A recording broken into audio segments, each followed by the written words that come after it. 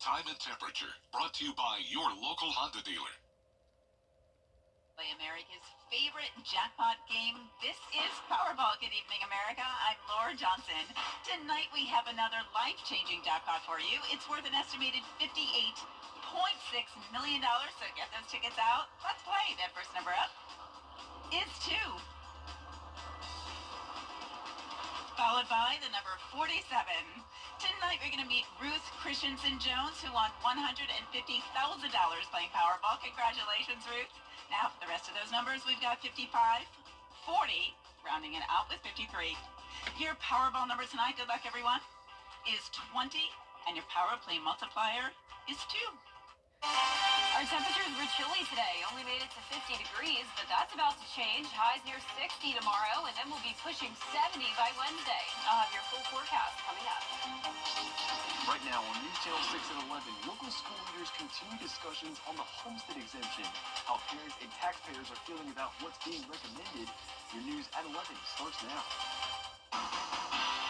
Live from Television Park, this is WJBF News Channel 6 at 11.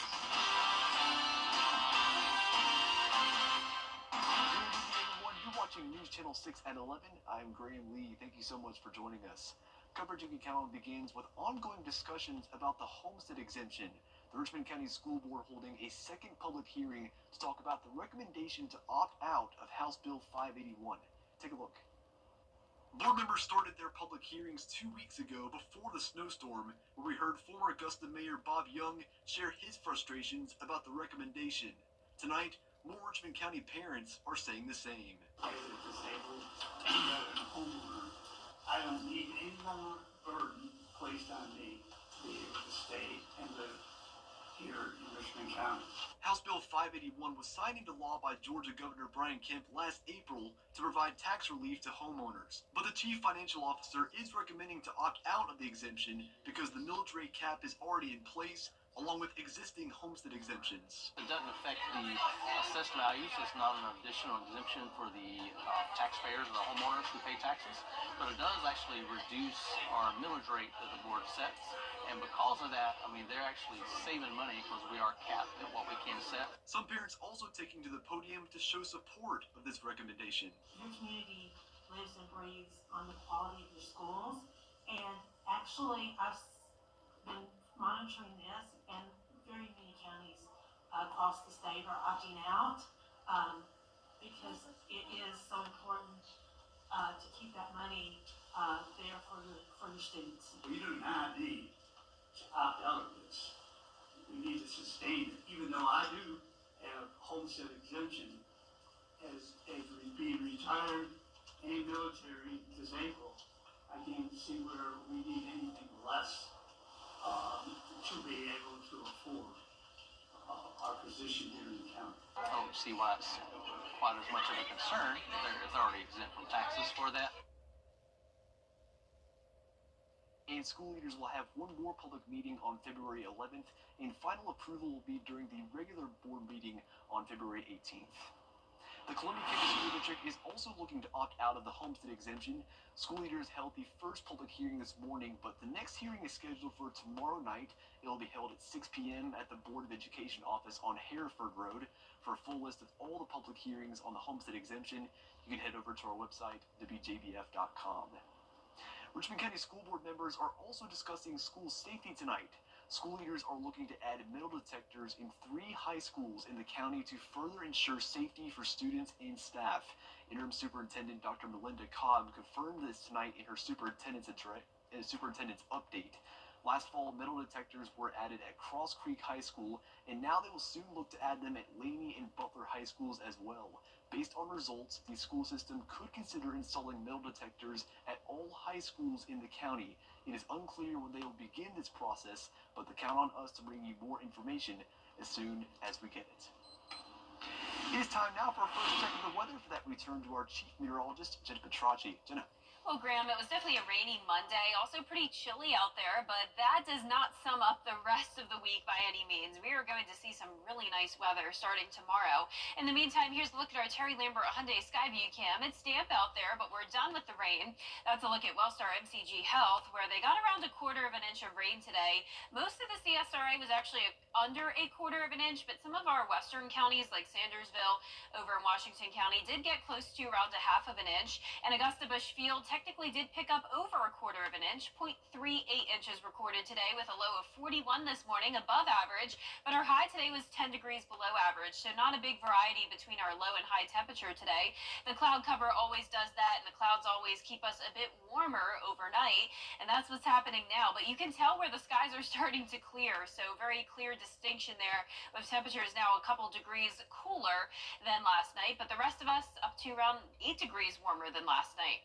So our temperatures around the CSRA are in the upper 40s to low 50s, 50 in Allendale, Augusta at 48, but only 46 in Crawfordville, 46 in Lincolnton, and 45 would be the coolest spot now in Washington. The winds are coming in from the west, 5 to 11 miles per hour sustained, and it's definitely windy in our South Carolina counties, gusts up to around 22 miles per hour now in Aiken. Our satellite and radar showing the clearing skies with all the showers now along the coastline with that cold front passage. We have high pressure moving in behind the front, which means clear skies by tomorrow morning. And you can see once the skies completely clear, we will be dropping down to around 35 degrees. Highs will be in the 60s over the next few days, and I do have 70 in the forecast for the first time in a long time. I'll have that 10-day forecast coming up shortly, but back to you, Graham. All right, Jenna, thank you. New tonight, the Georgia Insurance and Safety Fire Commissioner says he's investigating a deadly fire in Wilkes County. It happened last week on Greensboro Road. 2 people were killed in that fire. The bodies have been sent to the Georgia Bureau of Investigation Crime Lab for autopsy and positive identification. The cause of fire is being classified as undetermined. No foul play is expected. And Evans High School employees on administrative leave after reports alleging an inappropriate relationship with a former student. The school sent a note home today to parents regarding the investigation. The employee at the center of the investigation is not being identified, but we are working to find out more information, and you can count on us to keep you updated on this developing story. Richmond County investigators are searching for the driver of a vehicle involved in a deadly hit and run. It happened last night on 13th Avenue and Martin Luther King Boulevard in Augusta. Deputies say Dwayne Rutledge was hit by an unidentified vehicle while riding a moped. He died at the hospital this morning. Investigators are looking for a 2015-2020 Chevrolet Tahoe or Suburban with a front-end damage. If you see the vehicle, call one of the numbers on your screen. You can remain anonymous. A massive fire at Amex Farms in Saluda County is still under investigation. The EMA director calling it one of the largest industrial fires the area has ever seen. The story from our Aiken Bureau Chief, Sean Cabishstock. The fire started Saturday night. Crews from 5 Saluda County stations and Batesboro-Leesville Fire Department responded. Nearby counties sent help too. We had a crew from Lexington County. One of their truck crews came in and was on the roof helping us cut holes in the roof. Most of the damage was in the center of the plant. No injuries were reported. It took nearly 19 hours to control. The major part of the fire extinguished fairly rapidly, but it was just managing to access all the hot spots that were, primarily in the roof area, and being able to get it completely put out. Saluda County Emergency Management Director Josh Morton says the plant's design made it hard to access some areas. Ladder trucks and a platform tower were key to putting out the fire. If we had not had those resources, we would not have been able to have gotten that fire out as quickly as we did. Another big fire happened at Valley Protein on Thanksgiving a few years ago. It took 12 hours for that fire to be put out and damaged about 85% of the facility.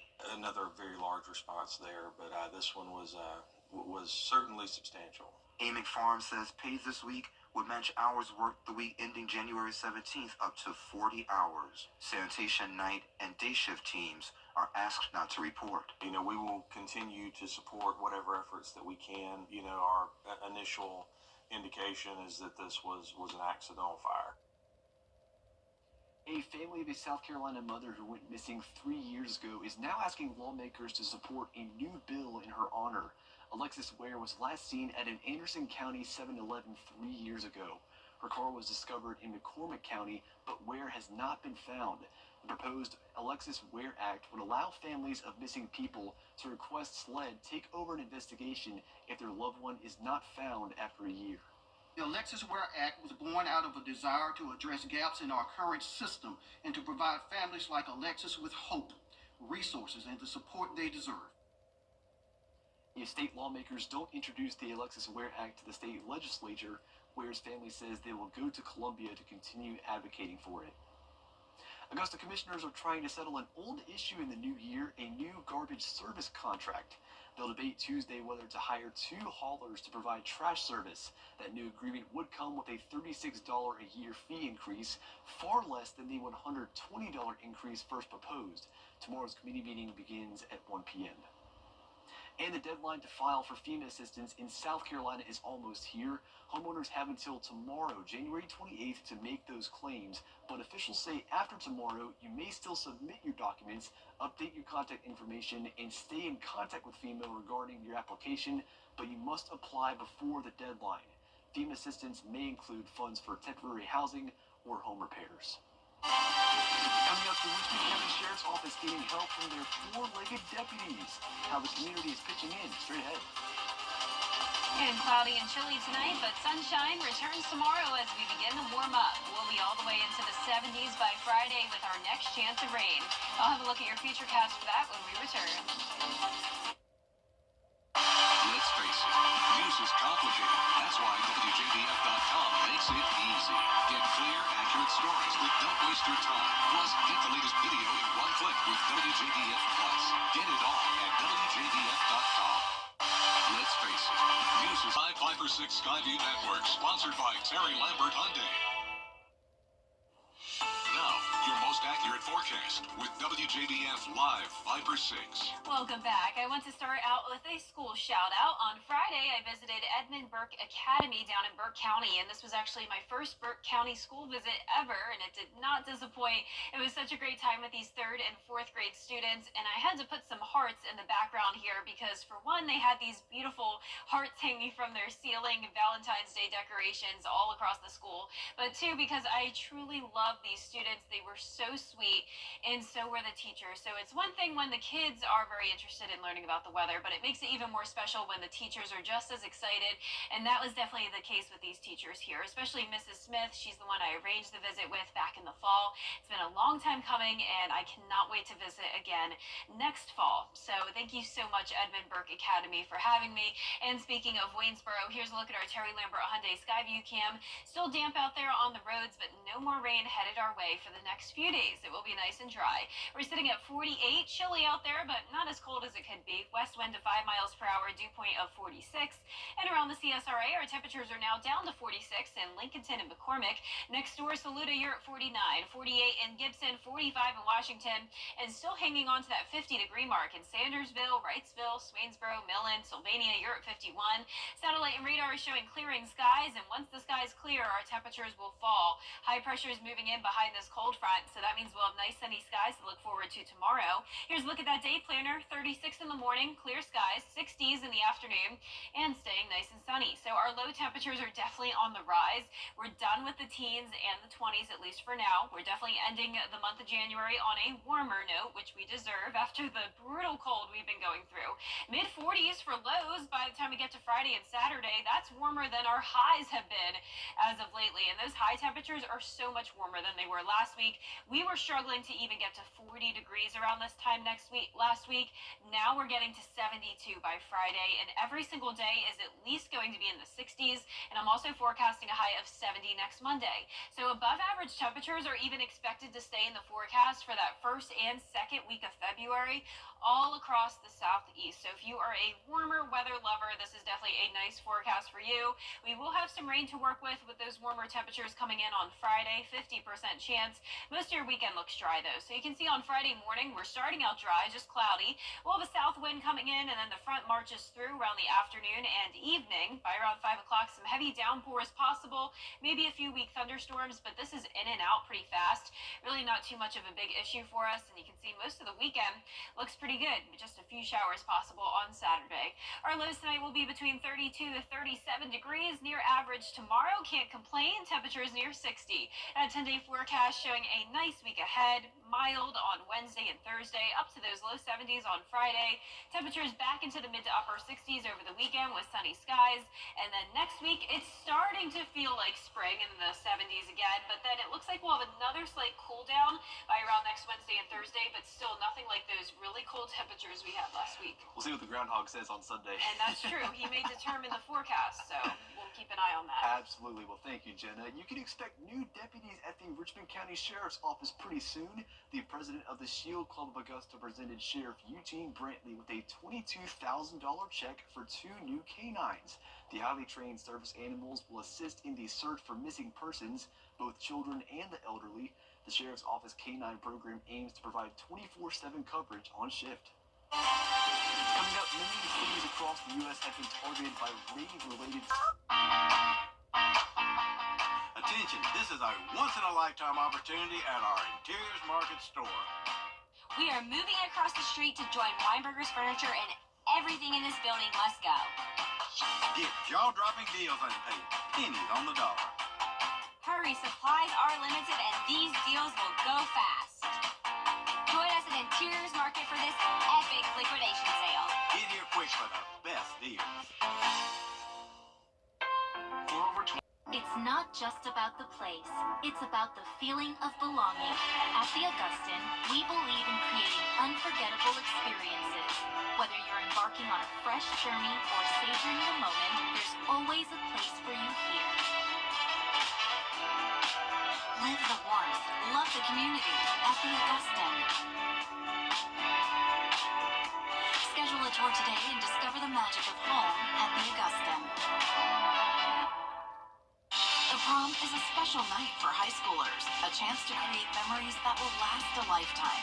But for some families, the financial burden can be overwhelming. Join News Channel 6 as we present The Giving Gown, devoted to making sure that all young women feel beautiful on prom night. Donate your gently worn prom dress, shoes, and accessories at Television Park in Augusta. The Giving Gown, proudly sponsored by Bridgestone, Aiken Regional Medical Centers, and News Channel 6. TV. Is rainy weather putting a damper on your day? Enter to win your very own live Viper 6 umbrella today. Visit WJBF.com and click on Contests. Then fill out the entry form for your chance to win. Getting your hands on a live Viper 6 umbrella has never been easier. That's right. Lucky winners will be announced weekdays on News Channel 6 at 6. Who knows? It could be you. Sponsored by Busby's Heating and Air. When quality matters, call Busby's. Trusted since 1945. Weather headlines on News Channel 6. Brought to you by Hickson Roofing. The live Viper 6 mobile app. Download it today. Now, WJBF sports coverage you can count on. The South Carolina women's basketball team still riding high from their victory against the LSU Tigers, and now they hit the road to face yet another SEC powerhouse in the Tennessee Volunteers. The Gamecocks looking to stay undefeated in SEC play. USC went on a 14-0 run to lead 35-26 at the half. Then South Carolina ended the third quarter red hot, up 57-39, and the freshman Joyce Edwards came off the bench with 18 points, while Tahina Powpow, Raven Johnson, and Chloe Kitts each added 10 points. USC wins their 55th consecutive SEC game with a 70-63 victory over Tennessee. And on the men's side, the struggles continue for the Gamecock men. They fell just short to Mississippi State over the weekend, and now they're searching for that very first conference win, facing the Georgia Bulldogs on Tuesday. South Carolina has really dealt with some heartbreaking losses, falling to 4 of its 7 SEC opponents by a combined 12 points. However, the Gamecocks, they do have history on their side, winning 14 of the last 16 matchups against the Bulldogs, dating back to 2017. And the 14-6 Bulldogs, on the other hand, got off to a hot start this season, earning a top 25 ranking for the first time since 2011. But since then, the Dogs have lost 4 straight conference games, coming off their worst performance of the year in an 89-59 loss to Florida. So both teams really looking to get some momentum back on their side. Our day where we recognize what it is that really prevents us from handling some of these games in a way where we win. When that really happens, when we really acknowledge and figure that out as players, then I really like what our group is. But we got a good group of guys. They continue to play extremely hard. Tip-off set for Tuesday, 7 p.m. And the Augusta men's and women's basketball teams are hosting the Cancer Awareness Basketball doubleheader this Wednesday. The Jags host Georgia College and State University. The Jaguar women tip off at 5:30 p.m., while the men tip off at 7:30. Informational tables will be set up all around the arena, and fans can also make donations to the Georgia Cancer Center. And for the second straight year, the Georgia Tech football rivalry will be played on a Friday. The 2025 version of the game was originally scheduled for Saturday, November 29th at Mercedes-Benz Stadium in Atlanta. Now instead, the series will be played on Friday, November 28th. The last time these two teams met, Georgia knocked off Georgia Tech in a thrilling 8 overtimes. Kickoff time and network will be released at a later date. That's it for sports. We'll be back. Right now at Rooms to Go. For the second time in 2 weeks, winter weather making an appearance in the area. When snow falls and temperatures drop, you can count on Live Viper 6 as the entire CSRA deals with winter weather. The best thing to do is just stay off the roads. Keeping you ahead of the winter storm and helping your family stay prepared as we deal with freezing conditions. We've issued a Viper 6 alert day for potential for some winter impacts. Live Viper 6 is weather coverage you can count on. Right now at Rooms to Go. Shop and save. Now at Rooms to Go.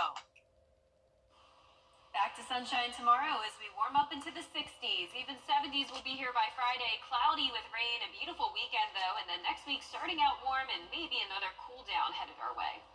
Conservationists and a foundation in Buenos Aires are raising scarlet macaw chicks to reintroduce them to the wild. Staff wore costumes to prevent human imprinting and mimic natural parental behavior. The program aims to repopulate Ibera National Park, where the birds were extinct due to habitat loss and illegal hunting.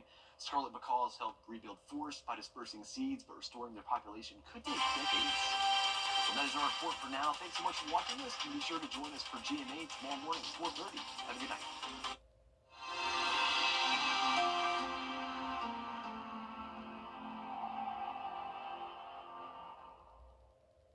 For perspective on what